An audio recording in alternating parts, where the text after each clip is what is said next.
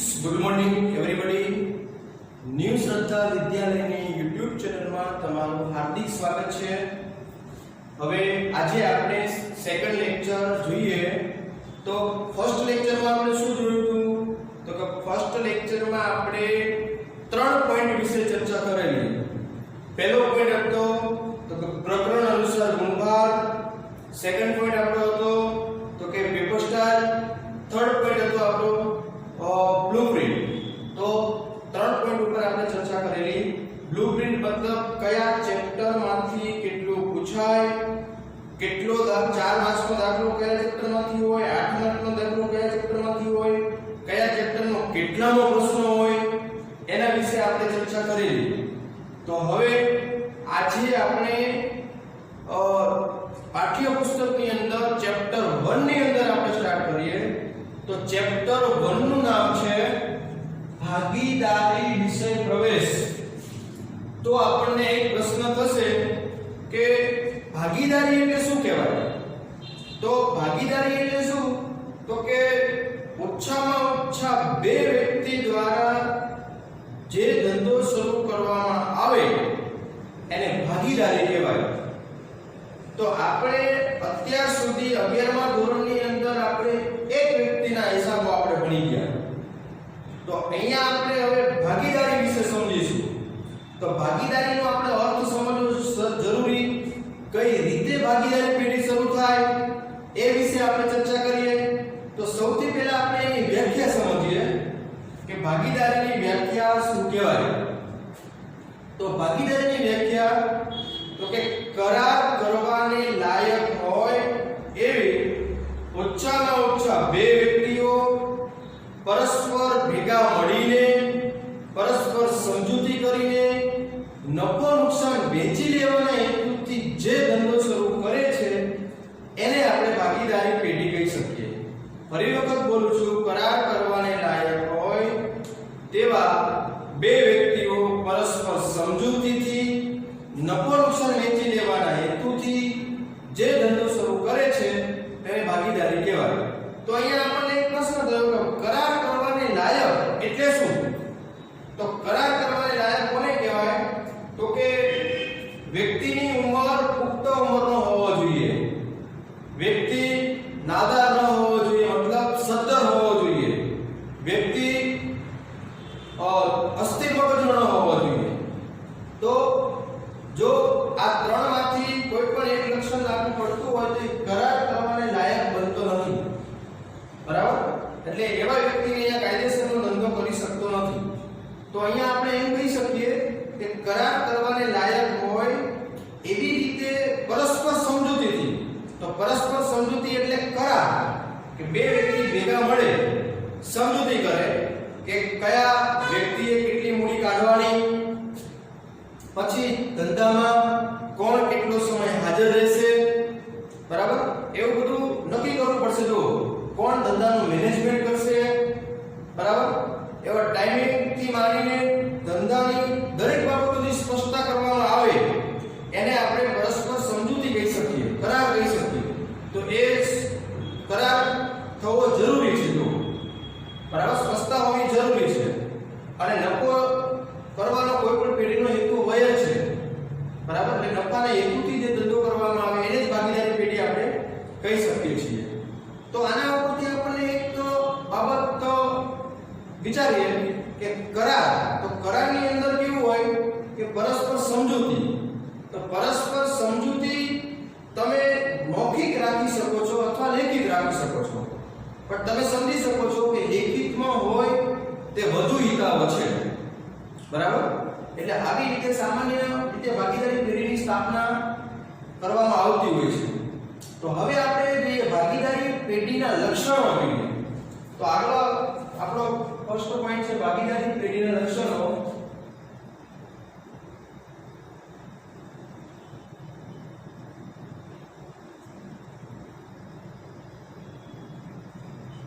તો સૌથી પહેલા આપણે કહી શકીએ કરારમાંથી ઉદ્ભવે.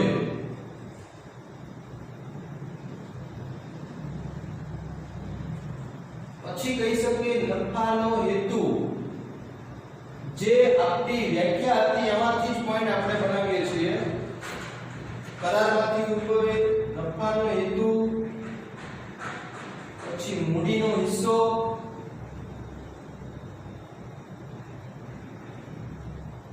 પછી ભાગીદારોની સંખ્યા,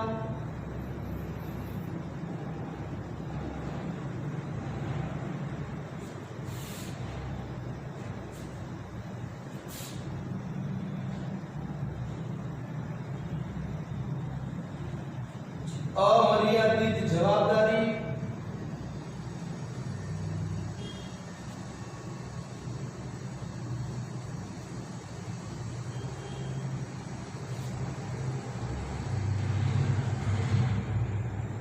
સરળ સ્થાપના વિધિ,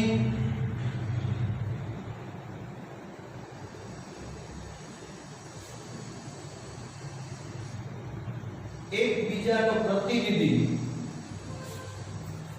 તો સામાન્ય રીતે ભાગીદારીમાં શું હોય, કઈ રીતે ઉદ્ભવે, એના વિશે આપણે ચર્ચા કરીએ. તો સૌથી આપણો ફર્સ્ટ પોઈન્ટ છે કરારમાંથી ઉદ્ભવે. તો ભાગીદારી પેઢી કરારમાંથી ઉદ્ભવે. કરાર મતલબ પરસ્પર સમજૂતી.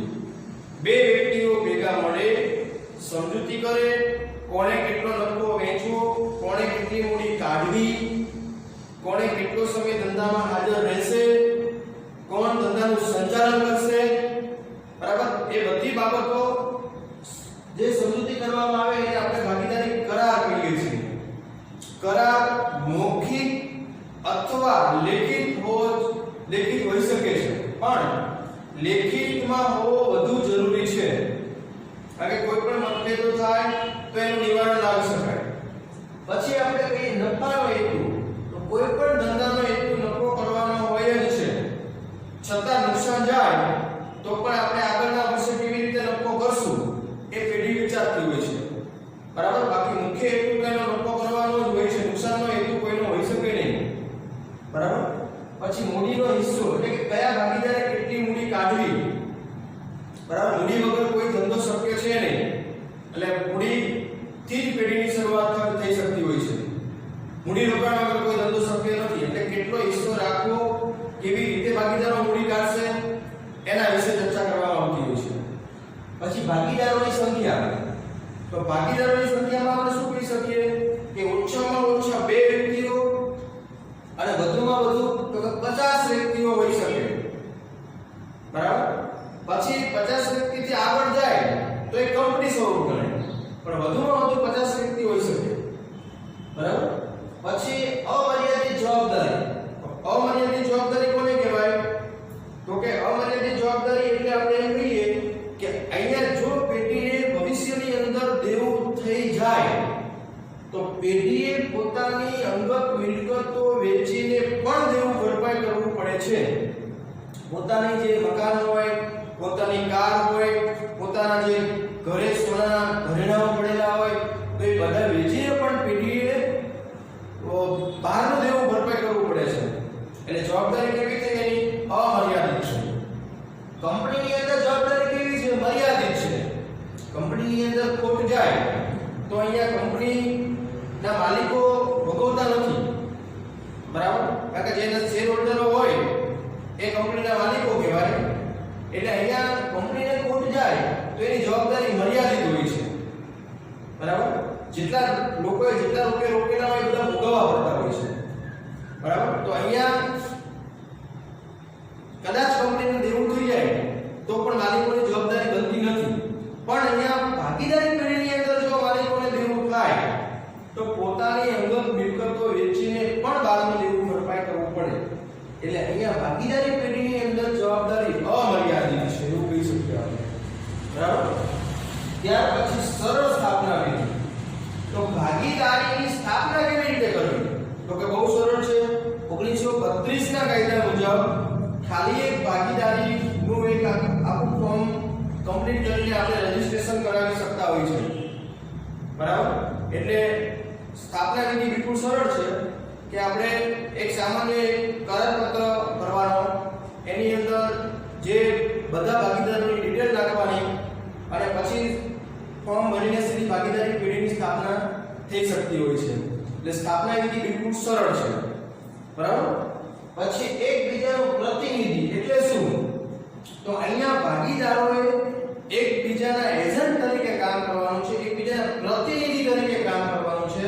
મતલબ કે એક કોઈ પણ ભાગીદાર અહીંયા માની લો કે કોઈ પણ એક ડિસિઝન લીધું હોય તો બીજો ભાગીદાર આવીને એમ કહે કે નહીં આ આવી રીતે આમ નહોતું કરવાનું, આવું થવું જ ન જોઈએ, એટલે એવી રીતે મતભેદ કરવાનો નથી, વિખવાદ કરવાનો નથી, એકબીજાના સલાહ સૂચનથી પેઢી ચલાવવાની છે.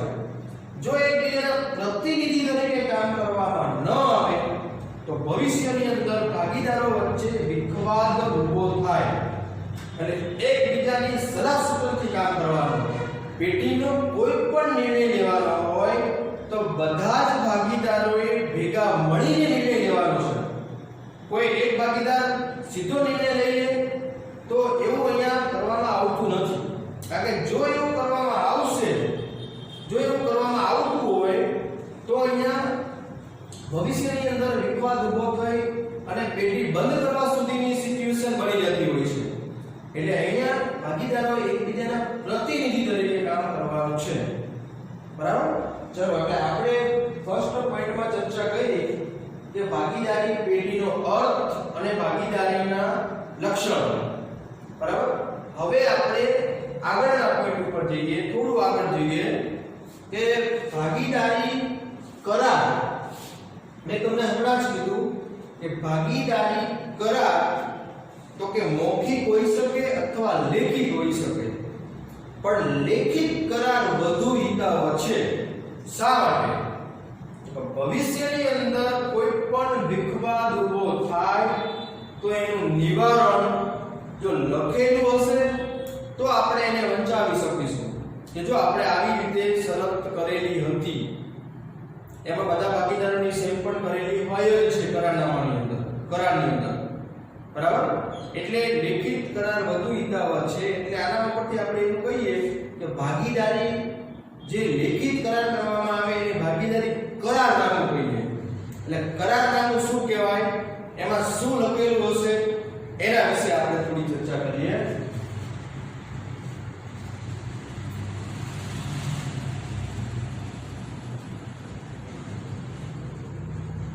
એટલે આપણો સેકન્ડ પોઈન્ટ તો ભાગીદારી પેઢીનું કરારનામું.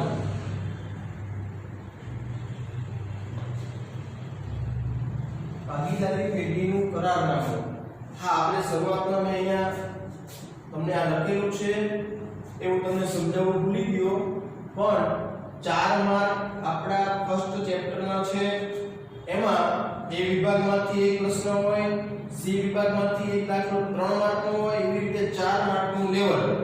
એટલે ઘણા વિદ્યાર્થી મિત્રોને એવું લાગે કે 4 માર્ક છે એટલે આપણે ચેપ્ટરને ઇગ્નોર કરી દઈએ, તો એવું કરવામાં આવતું નથી. મેં તમને ફર્સ્ટ લેક્ચરમાં પણ સમજાવ્યા હતા કે ફર્સ્ટ ચેપ્ટર છે એ આપણું સેકન્ડ ચેપ્ટર એના ઉપર આધારિત છે આખું, કે જો તમને ફર્સ્ટ ચેપ્ટરમાં કંઈ પણ ન સમજાણું તો સેકન્ડ ટોપિક સેકન્ડ ચેપ્ટરની અંદર તમને ઘણું બધું સમજવામાં મુશ્કેલી પડશે. એટલે એવી રીતે વિચારતા નહીં, ફર્સ્ટ ચેપ્ટર 4 માર્કનું નહીં સમજવાનું, ફર્સ્ટ અને સેકન્ડ ચેપ્ટર બંને ભેગા મળીને 15 માર્ક તમારે સમજવાના, કે આપણે 15 માર્ક્સની તૈયારી આપણે કરવા જઈએ છીએ. બરાબર? ચલો હવે આપણે જઈએ ભાગીદારી પેઢીનું કરારનામું. તો કરારનામું એટલે શું કહેવાય?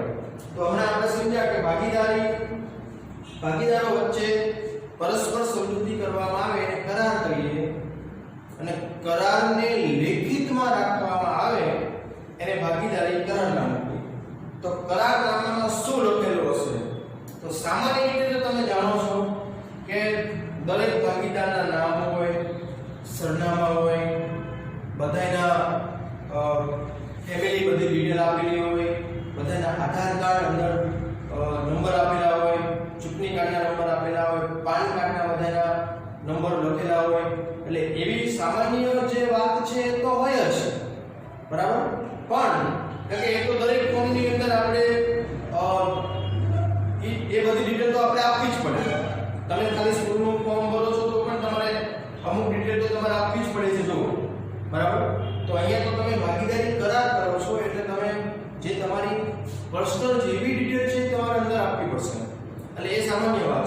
એ સિવાય કરારનામાની અંદર મુખ્ય કઈ બાબતો આવશે? તો અહીંયા આપણે કહીએ કે સૌથી પહેલા આપણે મૂડી અને મૂડી વ્યાજની ચર્ચા કરીએ.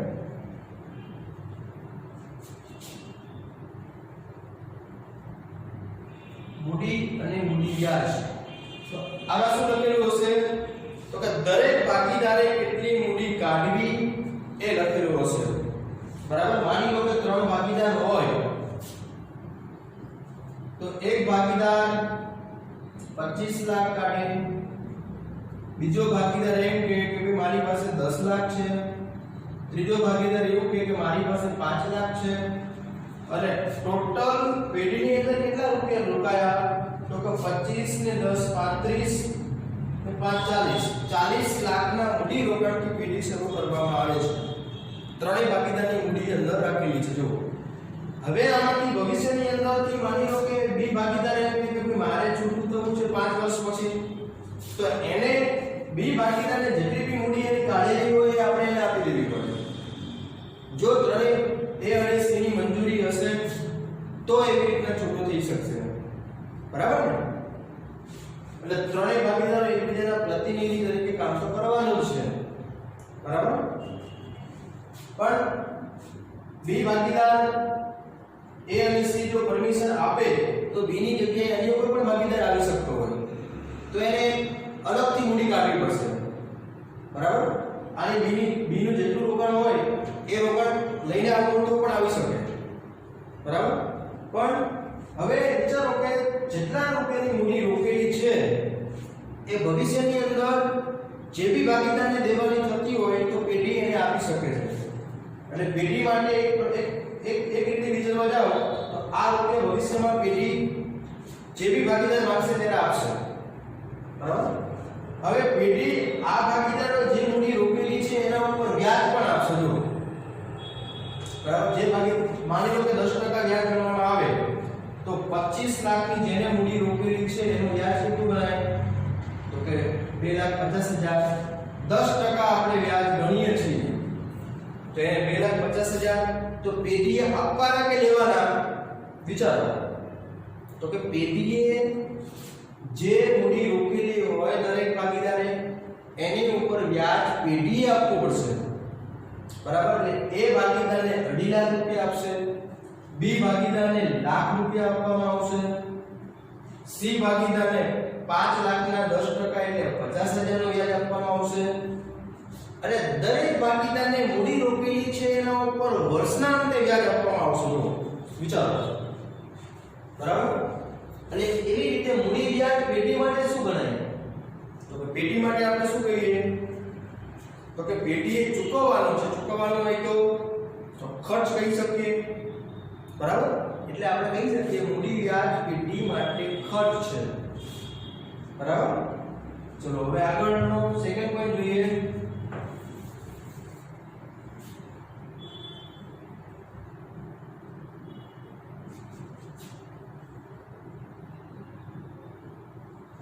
ઉપાડ અને ઉપાડ વ્યાજ. તો કરારનામાની અંદર શું લખેલું હશે? તો કે દરેક ભાગીદારે કેટલો ઉપાડ કરવો એ અંદર સ્પષ્ટતા કરવામાં આવશે કે આખા વર્ષ દરમિયાન ભાગીદાર વધુમાં વધુ 2 લાખનો ઉપાડ કરી શકશે અથવા 3 લાખનો ઉપાડ કરી શકશે. અને જેટલો ઉપાડ કરવાની છૂટ આપવામાં આવે જે તે કરારનામાની અંદર લખાવી લેવામાં આવશે. કારણ કે નહીંતર કેવું થવાનું, જો ન લખવામાં આવે તો ભાગીદાર ગમે તે રકમ ઉપાડવાની છૂટ રાખશે, ગમે તે રકમ ઉપાડી લેશે, ગમે તેટલી રકમ. એટલે કેટલો ઉપાડ કરવો એ અહીંયા નક્કી કરવામાં આવશે. પછી જેટલી રકમ ઉપાડ કર્યો હોય એના ઉપર વ્યાજ ગણવું કે કેમ, જો ગણવાનું હોય તો અંદર ટકાની સ્પષ્ટતા કરી લેવામાં આવશે. બરાબર. માની લો કે હું તમને એમ કહું કે એ ભાગીદાર 80,000 રૂપિયાનો ઉપાડ કરે છે, આખા વર્ષ દરમિયાન 80,000 નો ઉપાડ કરે છે. બરાબર. તો એના ઉપર પેઢી સમજી લો 10% વ્યાજ ગણે છે. તો 10% વ્યાજ એટલે કેટલું થશે? તો કે 8,000.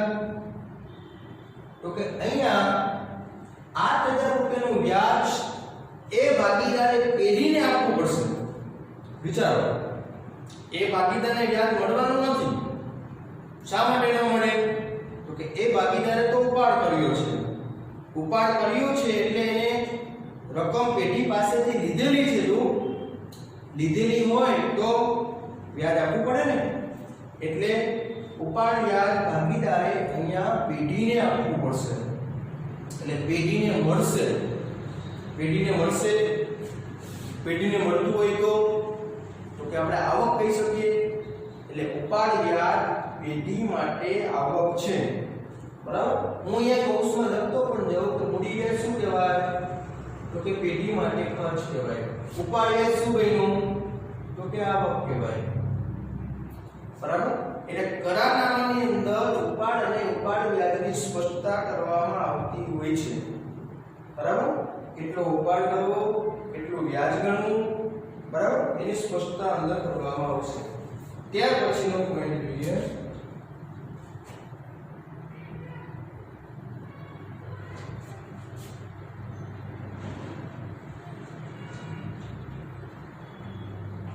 લોન અને લોન વ્યાજ અંગે તો અહીંયા આપણે શું કહીએ કે જો પેઢીને ભવિષ્યની અંદર રૂપિયાની જરૂર પડે તો અહીંયા પેઢીના ભાગીદારોમાંથી કોઈ ભાગીદાર એવું વિચારે કે મારી પાસે રકમ પડેલી છે એટલે હું પેઢીને લોન આપું, તો અહીંયા પેઢી ભાગીદાર પાસેથી રકમ લેશે એટલે ભાગીદારે લોન આપી કહેવાય.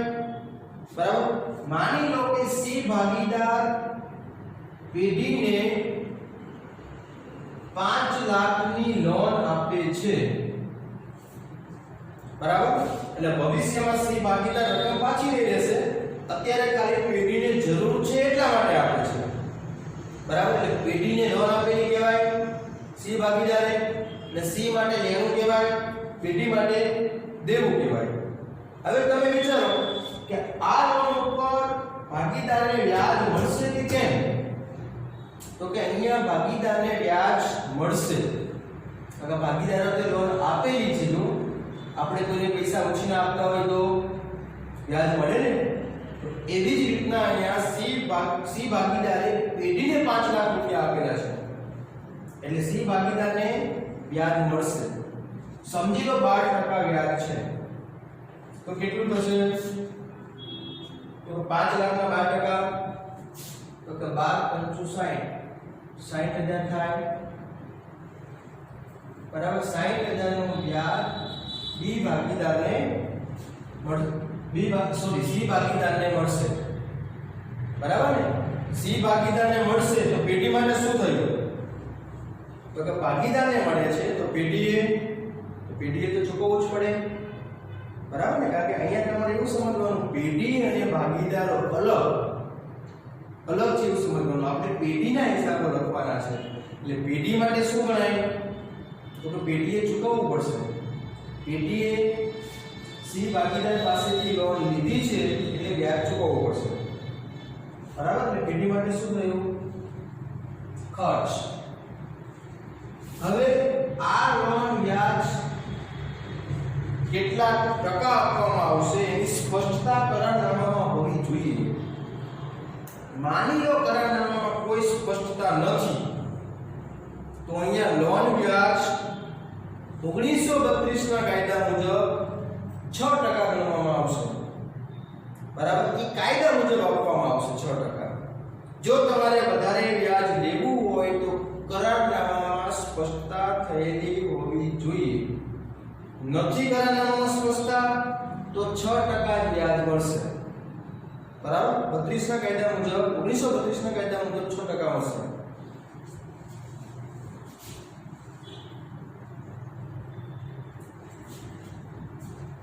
ચાલો પછી ભાગીદારને પગાર, બોનસ કે કમિશન. જો કોઈ ભાગીદાર પેઢીમાં એક્સ્ટ્રા ટાઈમમાં કામ કરતો હોય તો એને પગાર, બોનસ, કમિશન આપવામાં આવશે. માની લો કે કોઈ પેઢીમાં 4 ભાગીદાર હોય તો 4 માંથી પેઢીનું સંચાલન 2 જ ભાગીદાર કરે છે. બરાબર. તો પગાર, બોનસ કમિશન કોને મળે? બેને જ મળે. એબીસીડી 4 ભાગીદાર હોય તેમાં એબી ને જ પગાર બોનસ કમિશન મળશે. બરાબર? એટલે એબી ને મળશે તો પેઢીએ તો ચૂકવવું પડશે. બરાબર ને? પેઢી તો 4 ભાગીદારોની છે એટલે પેઢીએ તો ચૂકવવું પડશે એબી ને. તો અહીંયા પગાર બોનસ કમિશન પેઢી માટે શું થયું? તો પેઢી માટે ખર્ચ થયો. એટલે પેઢીએ ચૂકવવું પડે છે માટે ખર્ચ કહેવાય. હા, ઘણાને વિચાર એવો આવશે કે પગાર બોનસ કમિશન તો આવક છે ને. હા, આવક કહેવાય પણ કોની? ભાગીદારોની આવક છે. પેઢી માટે તો ખર્ચ જ છે. જો એટલે પેઢીએ ચૂકવવાનું છે એટલા માટે ખર્ચ છે. બરાબર? આપણે હિસાબો કોને લખ્યો છે? પેઢીના હિસાબો લખવાના છે. તો પેઢી માટે ખર્ચ કહેવાય. બરાબર? ચલો ત્યાર પછી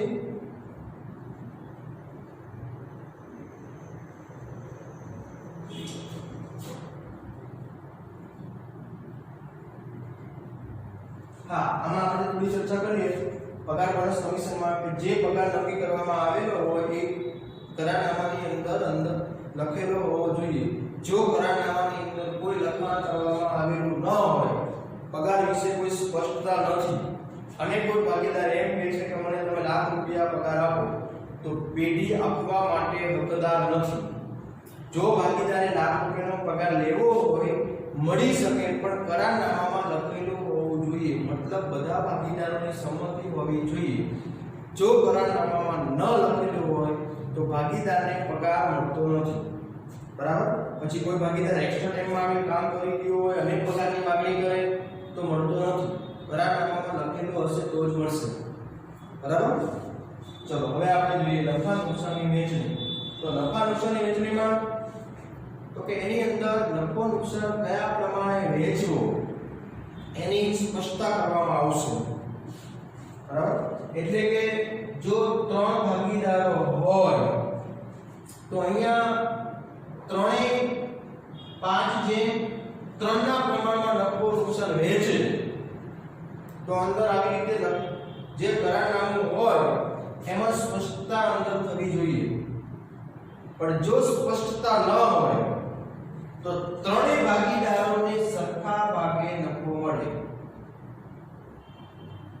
તમે સ્પષ્ટતા કરવી ભૂલી ગયા છો, મતલબ કોઈ સ્પષ્ટતા છે જ નહીં નફા નુકસાન અંગે, તો સરખા ભાગે ત્રણેય ભાગીદારને મળશે. બરાબર? હવે આપણે એમ કહીએ કે મારે લાખ રૂપિયાનો નફો હોય અને એને મારે 5:3:2 માં વેચવો હોય તો આપણે શું કરીએ છીએ? 11મા ધોરણમાં જોઈ ગયા. તો 5 ને 3 8 ને 2 10 એટલે દરેકના છેદમાં 10. હવે મારે એને નફો આપવો હોય તો લાખ ગુણ્યા 5 દશાંશ મતલબ 50,000 થાય. આવી રીતે આપણે એને નફો આપીએ છીએ.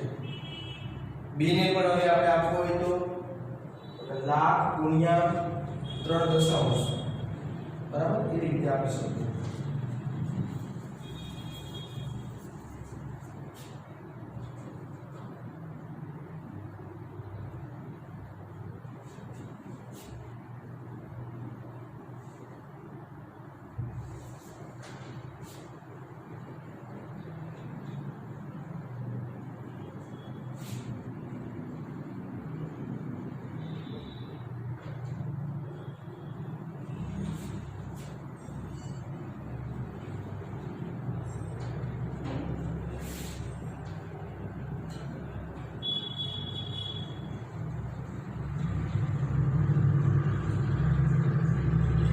ચાલો હવે જો પાઘડી અંગે આપણે અહીંયા પહોંચ્યા ને પાઘડી અંગે. તો પાઘડી અંગે એટલે શું? તેમાં પાઘડી ધંધામાં કેટલી છે, બરાબર, કઈ રીતે પાઘડી મળે છે, તો એની સ્પષ્ટતા કરારનામામાં કરવાની. જો પાઘડી હોય તો બરાબર, જ્યારે આપણે કોઈ પણ ધંધો આપણે ખરીદતા હોય ભાગીદારીમાં ત્યારે પાઘડી કેટલી છે સામેની જે આપણે જે બી પેઢી આપણે ખરીદીએ છીએ એની પાઘડી કેટલી છે તો એની સ્પષ્ટતા અંદર આપી દેવાની. જો પાઘડી ન હોય તો નહીં લખવાનું. બરાબર? એટલે પાઘડી અંગે હોવો જોઈએ. પછી ભાગીદારોના પ્રવેશ નિવૃત્તિ અંગે. ભવિષ્યની અંદર આપણે કોઈ પણ ભાગીદારનો પ્રવેશ કરવો હોય તો આપણે કરારનામાની અંદર સ્પષ્ટતામાં લખાવી દેવાનું કે આપણે 3 વર્ષ પછી ડી નામના ભાગીદારને પેઢીમાં પ્રવેશ કરવામાં આવશે. તો અંદર કરારનામામાં અત્યારથી જ લખાવી દેવાનું અને ભવિષ્યની અંદર કોઈ વિવાદ ઊભો થાય નહીં. અથવા માની લો કે ઘણી વખત પેઢીમાં એવું બનતું હોય કે 3 ભાગીદાર હોય, એમાંથી એક ભાગીદારનું મૃત્યુ થાય, તો જે ભાગીદારનું મૃત્યુ થયું હોય એની જગ્યાએ કોને આપણે પેઢીમાં પ્રવેશ આપવો તે કરારનામામાં લખાવી લેવાનું. માની લો કે દરેક ભાગીદારે એવું વિચાર્યું હોય કે ભાઈ આપણે આકસ્મિક કોઈ પણ મૃત્યુ થાય તો મારું મૃત્યુ થાય તો હું મારી જગ્યાએ મારા પુત્રને હું પેઢીમાં પ્રવેશ અપાવી શકું. બરાબર. કોઈ ભાગીદાર એમ કે ભાઈ મારી પુત્રીને હું પેઢીમાં પ્રવેશ ભવિષ્યમાં અપાવી શકું. તો અંદર જે બી સ્પષ્ટતા તમારે કરવી હોય કરારનામાની અંદર હોવી જોઈએ, પ્રવેશ અંગે અથવા નિવૃત્તિ અંગે. એવી જ રીતના માની લો કે કોઈ ભાગીદાર છૂટો થવાનો હોય તો એની સ્પષ્ટતા પણ કરારનામામાં હોવી જોઈએ. બરાબર. એટલે પ્રવેશ અને નિવૃત્તિ અંગેની સ્પષ્ટતા કરારનામામાં કરવી જરૂરી બનશે. ત્યાર પછી આપણે કહીએ પેઢીના વિસર્જન અંગે. તો એમાં શું કહેવાય? વિસર્જન મતલબ આપણે ફર્સ્ટ લેક્ચરમાં સમજ્યા હતા કે વિસર્જન એટલે પેઢી બંધ કરવી. તો પેઢી કેવા સંજોગોમાં બંધ કરવી એ પણ અંદર લખેલું હોવું જોઈએ. બરાબર. અથવા માની લો કે આપણે ઘણી વખત એવું બને કે ભાગીદારીનો કરાર અમુક મુદત પૂરતો કરવામાં આવે કે 5 વર્ષ પૂરતી આપણી પેઢી ચલાવશું, 5 વર્ષ પછી આપણે પેઢીનું વિસર્જન કરશું. બરાબર. તો એ અંદર કરારનામામાં હોવું જોઈએ. દાખલા તરીકે માની લો કે 4 ભાગીદારો હોય અને કોઈ પુલનું બાંધકામ કરવાનું પુલના બાંધકામ માટે કોઈ ભાગીદારીની સ્થાપના કરેલી હોય તો જ્યારે પણ પુલનું બાંધકામ પૂરું થાય તો પછી પેઢીનું વિસર્જન આપોઆપ 5 વર્ષ પછી અથવા પુલનું બાંધકામ પૂરું થઈ ગયા પછી વિસર્જન કરવું. બરાબર. એટલે સમય અનુસાર ઘણી વખત વિસર્જન થતું હોય, ઘણી વખત કામ પૂરું થતા વિસર્જન થતું હોય. પણ જેવી રીતે પેઢીનું વિસર્જન કરવું હોય એ કરારનામાની અંદર સ્પષ્ટતા હોવી જોઈએ. બરાબર. તો કરારનામાની આ મુખ્ય બાબતો આપણે કહી શકીએ. ફરી વખત કે મૂડી વ્યાજ બાબતો કેટલી છે તમે બોર્ડ ઉપર જોઈ શકો છો. પણ હવે મૂડી વ્યાજ પેઢી માટે શું કહેવાય, ઉપાડ વ્યાજ પેઢી માટે શું કહેવાય એની ચર્ચા કરીએ. તો મૂડી વ્યાજ પેઢી માટે શું કહેવાય? તો કે ખર્ચ. શા માટે? તો કે દરેક ભાગીદારે મૂડી કાઢેલી હોય છે એને વ્યાજ ચૂકવવું પડે છે, એટલે પેઢીએ ચૂકવવું પડે માટે ખર્ચ. ઉપાડ વ્યાજ તો કે દરેક ભાગીદારે ઉપાડ કરેલો હોય તો એના ઉપાડ ઉપર પેઢી વ્યાજ લેવાની છે એટલા માટે આવક. લોન વ્યાજ પેઢી માટે ખર્ચ, કારણ કે પેઢીએ ભાગીદાર પાસેથી લોન લીધેલી હોય છે એટલે ભાગીદારને વ્યાજ આપવું પડે. જો પેઢીએ ભાગીદારને લોન આપેલી હોય તો વ્યાજ લેશે પણ ખરી. બરાબર. પણ અહીંયા હું તમને એ સંદર્ભમાં મૂકું છું કે ભાગીદારે પેઢીને લોન આપેલી છે. બરાબર. પછી લોન વ્યાજના કોઈ ટકાનો ઉલ્લેખ ન હોય તો 6%. પગાર બોનસ કમિશન તો કે પેઢી માટે ખર્ચ, અને પેઢીએ પગાર ચૂકવવાનો છે. પછી નફા નુકસાનની વહેંચણી તો કે જે આપણે નક્કી કરેલી હોય એ મુજબ, ન કરેલી હોય તો સરખા ભાગે 1932 ના કાયદા મુજબ.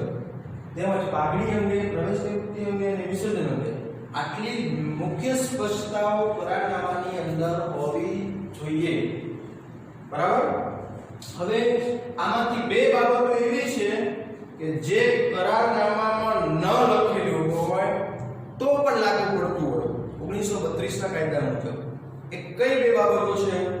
તો અહીંયા બોર્ડ ઉપર લખેલું છે કે લોન ઉપર 6% વ્યાજ પેઢીએ ચૂકવવું પડશે. કોઈ સ્પષ્ટતા ન હોય તો 6%. પછી તો કે નફો નુકસાન કોઈ સ્પષ્ટતા નથી તો સરખા ભાગે વહેંચવામાં આવશે. બરાબર.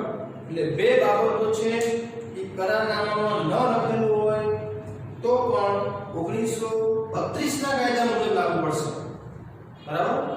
ચલો હવે આજે સેકન્ડ લેક્ચરમાં આપણે મુખ્ય બે બાબતોની ચર્ચા કરી કે ભાગીદારી એટલે શું કહેવાય, એના લક્ષણો, એના વિશે ચર્ચા કરી. સેકન્ડ પોઈન્ટ આપણો હતો ભાગીદારી. કરારનામું કેવું હોવું જોઈએ, અંદર શું લખેલું હોય એની ચર્ચા કરી. બરાબર. હવે પછી આપણે આગળ આ ચેપ્ટરમાં આપણે શું ભણવાનું છે, દાખલાઓ કેવા આવશે, મુખ્ય આ ચેપ્ટર આપણે શેના માટે ભણીએ છીએ એ આપણે આગળના લેક્ચરમાં આપણે જોઈશું. બરાબર. ચલો એટલે આજે આપણે અહીં સુધી આપણે રાખીએ છીએ. જય ગુરુદેવ.